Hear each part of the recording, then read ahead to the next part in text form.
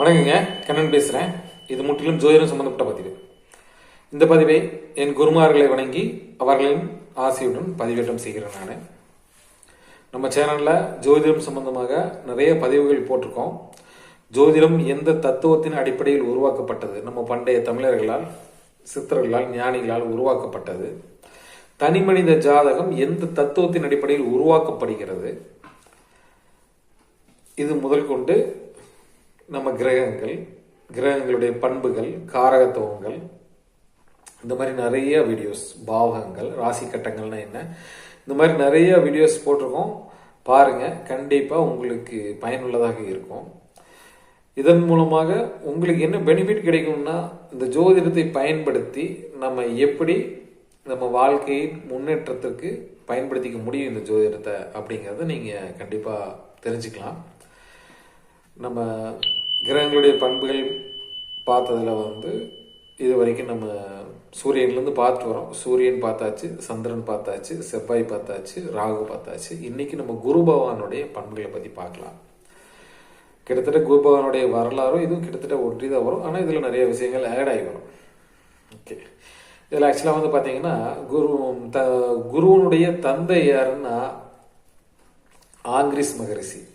இந்த ஆங்கிரிஸ் மகரிஷி எல்லாம் யாரு, என்ன, இவங்களாம் எப்படி வந்தாங்க அப்படிங்கிறது எல்லாமே, இந்த பிரபஞ்சம் எப்படி தொடங்குச்சு அப்படிங்கிறது எல்லாமே பார்த்தீங்கன்னா நம்ம கிரகங்களுடைய வரலாறுல கொடுத்துருப்போம். நம்ம பார்க்காதவங்க பாருங்க, கண்டிப்பாக உபயோகமாக இருக்கும். இவங்க குருவனுடைய தாயார் யாருன்னா சுருபா, அவங்க பேர். இவர் என்ன இனம்னா ஆண் இனம். ஒவ்வொரு கிரகத்துக்கும் ஆண் பெண் இருக்கு. அதுல இவர் ஆண் இனத்தை சேர்ந்தவரை வராரு. இவருடைய குணம் சுபர். குரு நல்லதை மட்டும்தான் செய்வார். அதுக்காக இவர் சுபர் சொல்றோம். நல்லதை மட்டும்தான் செய்வாரா? ஆமா, லக்கணத்துக்கு தகுந்த மாதிரி செய்வார். குரு கொடுத்துக்கிட்டே இருப்பார். நல்ல விஷயமா இருந்தாலும் சரி, கெட்ட விஷயமா இருந்தாலும் சரி, மறுக்காம கொடுத்துக்கிட்டே இருப்பார். அவருக்கு கொடுக்கறதுக்கு மட்டும்தான் தெரியும். இது நம்ம பலன் பார்க்கும்போது, நம்ம ஜாதக ஆய்வுகளில் வரும்போது உங்களுக்கு கண்டிப்பாக தெரியும். ஆக மொத்தத்தில் குரு பார்க்குற இடம் நல்லா வளரும். அந்த இடத்துல என்ன காரகத்துவங்கள் இருக்கோ அந்த காரகத்துவங்கள் எல்லாமே வளரும். ஒரு மனிதனுடைய வாழ்க்கைக்கு எந்த படிப்பு படிப்பான், இவன் என்ன வேலைக்கு போவான் அப்படிங்கிற மாதிரி எல்லா விஷயங்களுமே குருவை வச்சு நம்ம ஈஸியாக கணிக்கலாம். இவருக்கு கொடுக்கப்பட்டுள்ள மலர் பார்த்தீங்கன்னா வெண் முல்லை மலர். இவருக்குன்னு கொடுக்கப்பட்ட ஒரு எண் 3ஆம் நம்பர் இவருக்குன்னு ஒதுக்கி கொடுத்துருக்காங்க. இவருக்குன்னு கொடுக்கப்பட்டுள்ள தானியம் கொண்டக்கடலை. வியாழக்கிழமை கொண்டக்கடலை மாலை கோர்த்து குருவோட தசாபுத்திகள் நடக்கும்போது நவகிரகத்தில் இருக்கிற குருவுக்கு போடணும். அப்படி போடும்போது குருவனுடைய பலாபலன்கள் நமக்கு கொஞ்சம் அதிகமாக கிடைக்கும், நன்மைகள் அதிகமாக கிடைக்கும். இவருக்கு கொடுக்கப்பட்டுள்ள நைவேத்தியம் பார்த்தீங்கன்னா தயிர் சாதம். இவருடைய வாகனம் யானை. யானைகளுக்கு கூட தான தர்மங்கள் எல்லாம் செய்யலாம் குருவனுடைய தசாபத்திகள் நடக்கும்போது. அதே மாதிரி இவருடைய நிறம் பார்த்தீங்கன்னா மஞ்சள் நிறம், அதாவது மஞ்சள் கலந்த, அதாவது ஒரு தங்க மாதிரி சொலிக்கிறோம், மஞ்சள் கலந்த ஒரு தங்க நிறம் அப்படி சொல்லலாம். நவரத்னம் பார்த்தீங்கன்னா புஷ்பராகம்.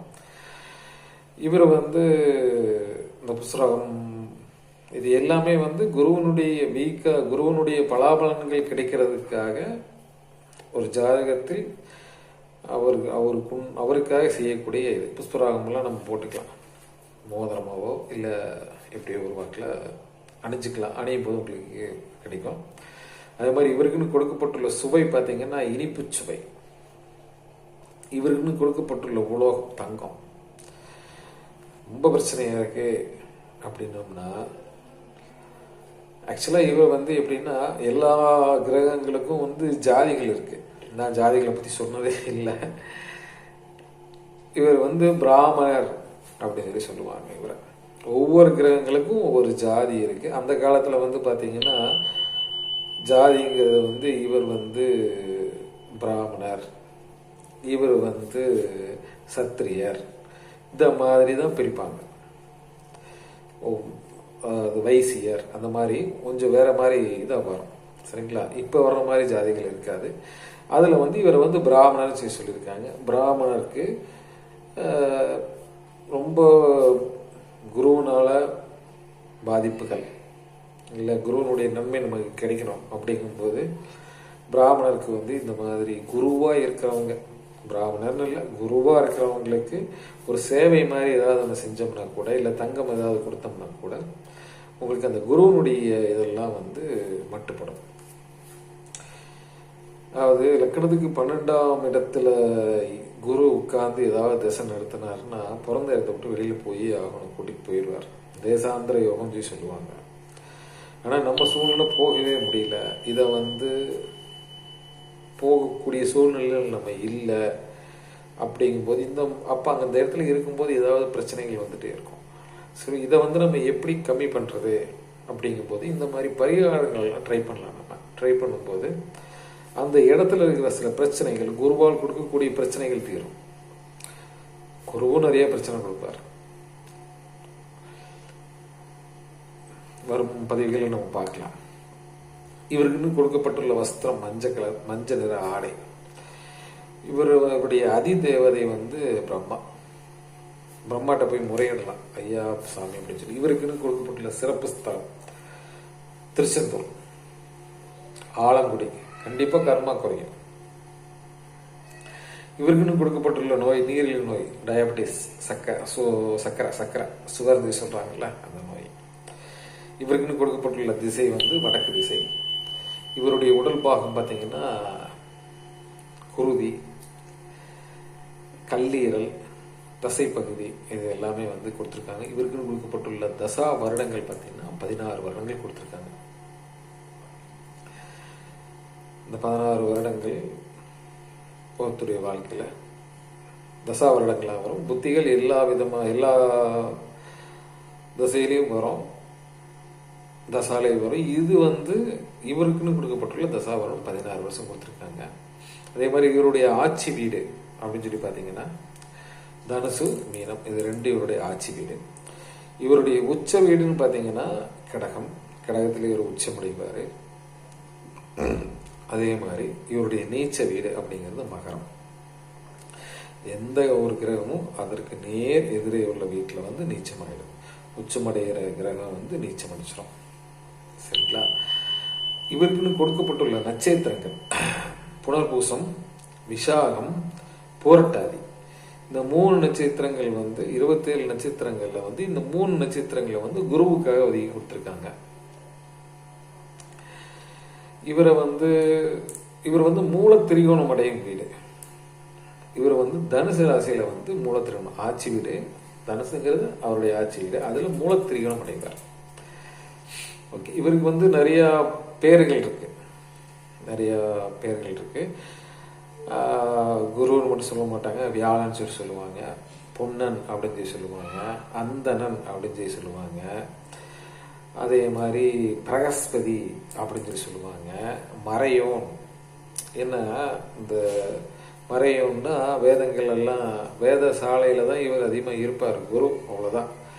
வேதங்கள் சொல்லி கொடுக்குற இடத்துல தான் இருப்பார். அங்கே தான் இவர் இருப்பார். தாராவதி, இந்த மாதிரி நிறைய பேர்கள் நம்ம பண்டைய தமிழர்கள் இவருக்காக நிறைய கொடுத்துருக்காங்க. அதில் ஒரு சில பேர்கள் மட்டும் இப்போ நான் சொல்லியிருக்கேன்.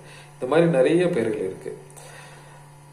ஓகே. இவர் ஒரு ஜாதகத்தில் இவருடைய ரோல் என்னவா இருக்கும்னா, இவரை மட்டும் வச்சு தான் வந்து நம்ம நிறைய விஷயங்கள் கிடைக்க முடியும். ஒருத்தருடைய திருமணம் எந்த காலகட்டங்களில் நடக்கிறதுக்கு வாய்ப்பு இருக்கு, குழந்தை எந்த காலகட்டங்களில் நடக்கிறதுக்கு வாய்ப்பு, குழந்தை கிடைக்கும்.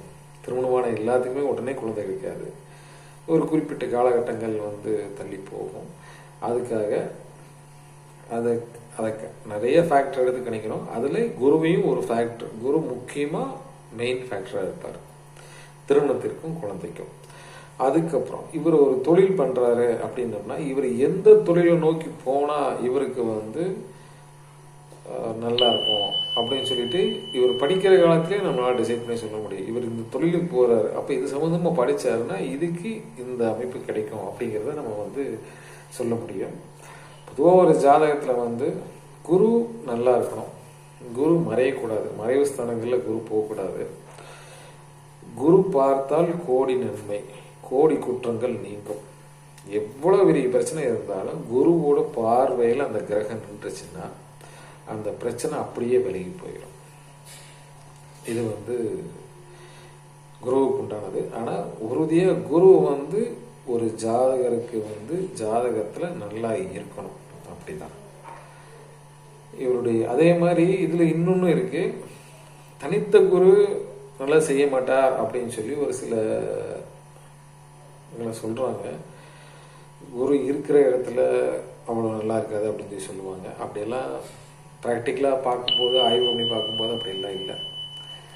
தனித்த குருவாக இருந்தாலும் சரி, ஒரு சில பழமொழிகளே சொல்லுவாங்க, அந்தணன் தனித்து இருந்தாலும் அப்படின்னு சொல்லி சில பாடல்கள் எல்லாம் வரும்.